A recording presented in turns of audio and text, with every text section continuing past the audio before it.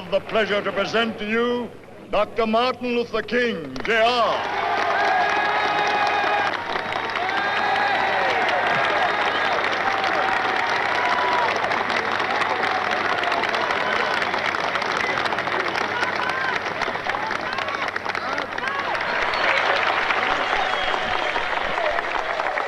I am happy to join with you today in what will go down in history as the greatest demonstration for freedom in the history of our nation.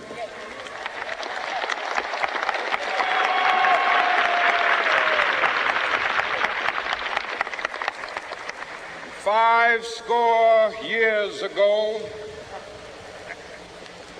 a great American in whose symbolic shadow we stand today signed the Emancipation Proclamation.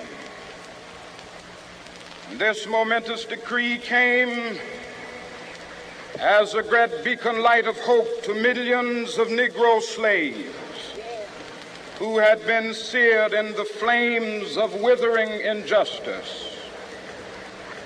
It came as a joyous daybreak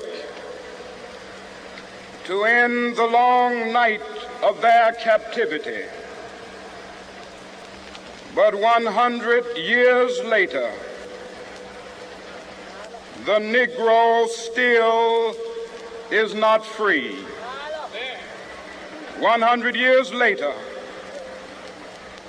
the life of the Negro is still sadly crippled by the manacles of segregation and the chains of discrimination. 100 years later, the Negro lives on a lonely island of poverty in the midst of a vast ocean of material prosperity. 100 years later, the Negro is still languished in the corners of American society and finds himself in exile in his own land. And so we've come here today to dramatize a shameful condition. In a sense, we've come to our nation's capital to cash a check. When the architects of our republic wrote the magnificent words of the Constitution and the Declaration of Independence, they were signing a promissory note to which every American was to fall heir. This note was a promise that all men, yes, black men as well as white men, would be guaranteed the unalienable rights of life, liberty, and the pursuit of happiness. It is obvious today that America has defaulted on this promissory note insofar as her citizens of color are concerned. Instead of honoring this sacred obligation, America has given the Negro people a bad check, a check which has come back marked insufficient funds.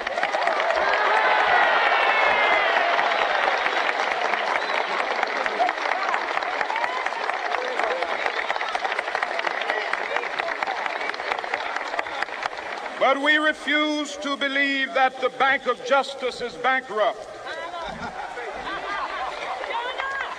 We refuse to believe that there are insufficient funds in the great vaults of opportunity of this nation.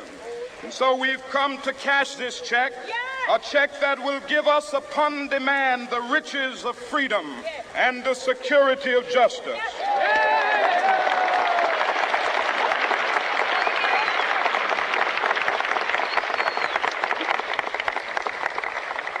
We have also come to this hallowed spot to remind America of the fierce urgency of now. This is no time to engage in the luxury of cooling off or to take the tranquilizing drug of gradualism.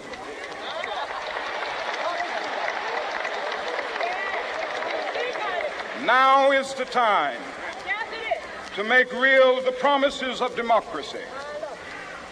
Now is the time to rise from the dark and desolate valley of segregation to the sunlit path of racial justice. Now is the time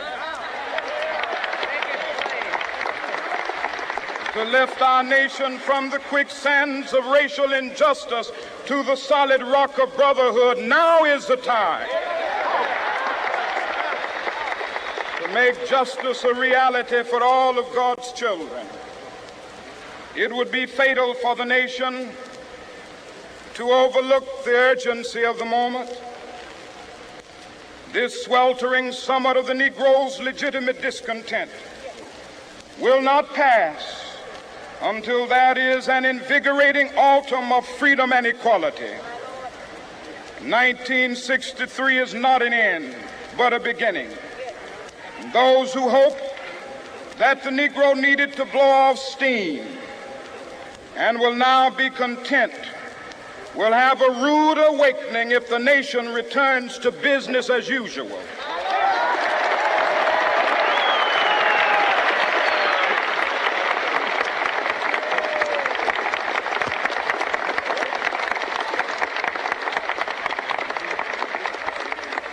There will be neither rest nor tranquility in America until the Negro is granted his citizenship rights. The whirlwinds of revolt will continue to shake the foundations of our nation until the bright day of justice emerges. But that is something that I must say to my people who stand on the warm threshold which leads into the palace of justice. In the process of gaining our rightful place, we must not be guilty of wrongful deeds.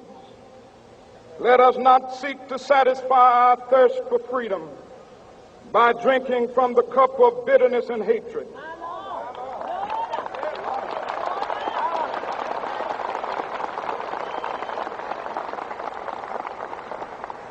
We must forever conduct our struggle on the high plane of dignity and discipline.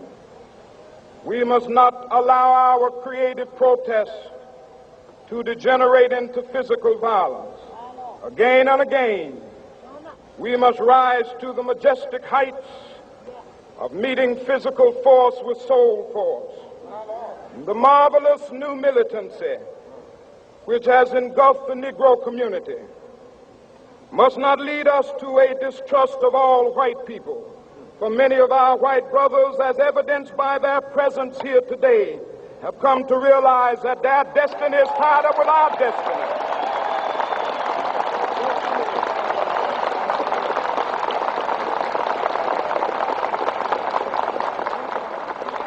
And they have come to realize that their freedom is inextricably bound to our freedom. We cannot walk alone. And as we walk, we must make the pledge that we shall always march ahead. We cannot turn back.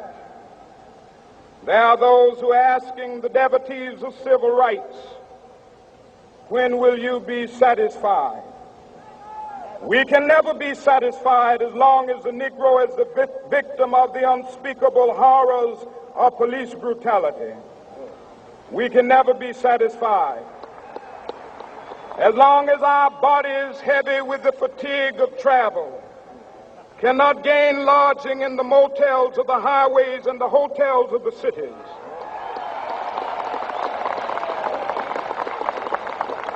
We cannot be satisfied as long as the Negro's basic mobility is from a smaller ghetto to a larger one. We can never be satisfied as long as our children are stripped of their selfhood and robbed of their dignity by signs stating for whites only.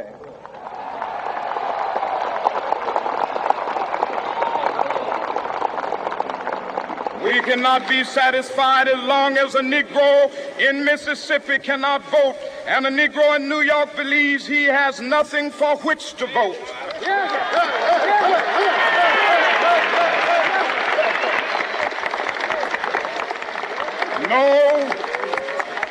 No, we are not satisfied, and we will not be satisfied until justice rolls down like waters and righteousness like a mighty stream.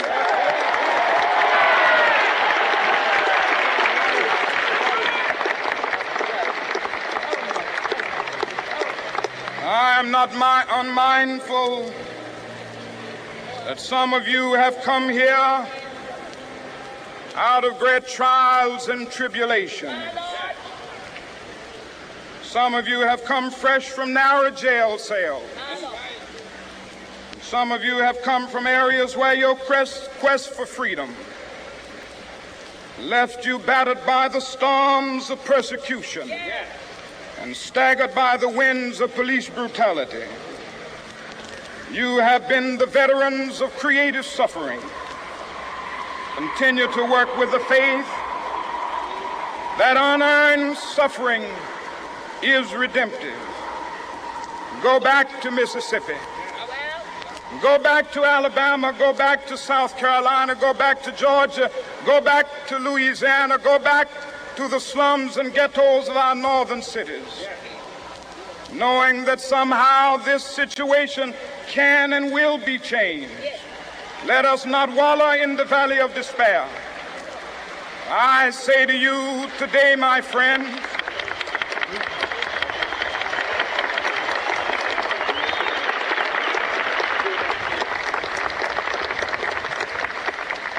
so even though we face the difficulties of today and tomorrow, I still have a dream.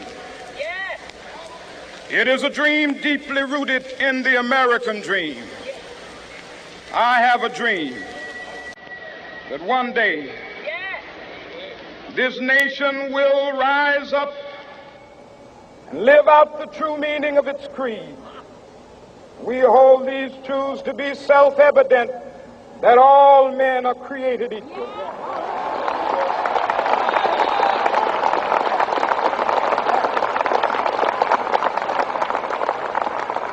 I have a dream that one day on the red hills of Georgia,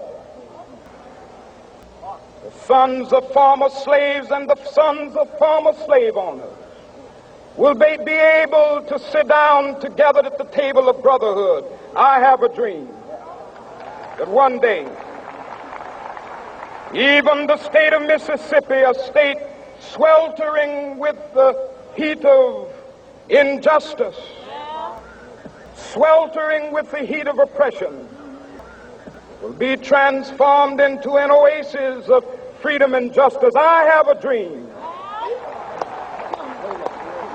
that my 4 little children will one day live in a nation where they will not be judged by the color of their skin, but by the content of their character. I have a dream today.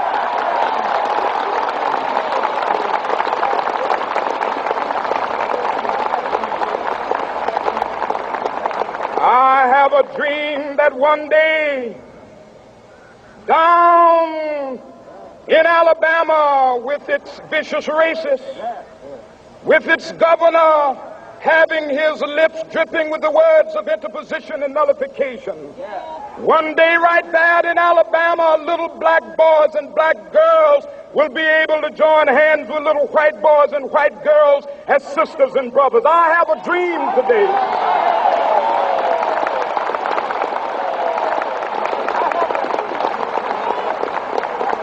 I have a dream that one day every valley shall be exalted, and every hill and mountain shall be made low, the rough places will be made plain, and the crooked places will be made straight, and the glory of the Lord shall be revealed, and all flesh shall see it together.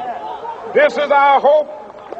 This is the faith that I go back to the South with. With this faith, we will be able to hew out of the mountain of despair a stone of hope. With this faith, we will be able to transform the jangling discords of our nation into a beautiful symphony of brotherhood. With this faith, we will be able to work together, to pray together, to struggle together, to go to jail together, to stand up for freedom together, knowing that we will be free one day. And This will be the day. This will be the day when all of God's children will be able to sing with new meaning, my country, tears of thee. Sweet land of liberty, of thee I sing. Land where my fathers died, land of the pilgrim's pride. From every mountainside, let freedom ring. And if America is to be a great nation, this must become true. And so let freedom ring. From the prodigious hilltops of New Hampshire, let freedom ring. From the mighty mountains of New York, let freedom ring. From the heightening Alleghanies of Pennsylvania, let freedom ring. From the snow-capped Rockies of Colorado, let freedom ring. From the curvaceous slopes of California.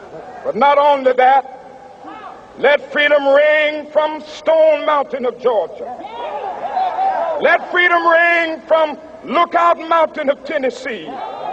Let freedom ring from every hill and molehill of Mississippi, from every mountainside.